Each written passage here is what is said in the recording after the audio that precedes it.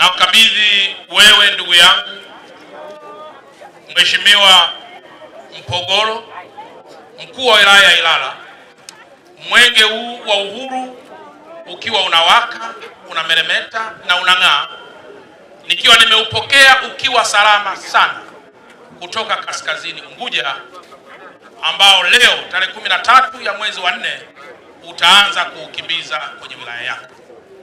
Aidha, na kukabidhi pia waratibu wa mbio za mwenge 3 pamoja na wakimbiza mwenge wa uhuru 6 wakiongozwa na ndugu Mwang'onda Wazo, kiongozi wa mbio za mwenge uhuru kwa mwaka 2026 mwaka huu.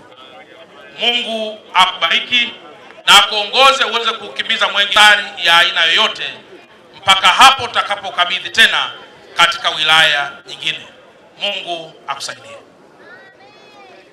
Mimi Edward Jonas Mpogolo, mkuu wa wilaya ya Ilala, nakiri kupokea mwenge huu wa uhuru 2026 kutoka kwa mkuu wetu wa mkoa wa Dar es Salaam, Mheshimiwa Albert John Chalamila, ukiwa unawaka unameremeta.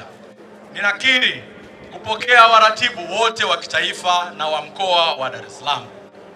Ninakiri kupokea wakimbiza mwenge wote wa kitaifa wakiongozwa na ndugu yetu na kaka yetu Wazo Mwang'onda.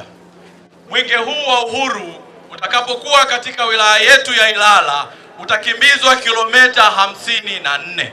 Utaweza kukagua, kuona na kuweka mawe ya msingi katika miradi 7 yenye thamani ya shilingi bilioni 151 milioni 822.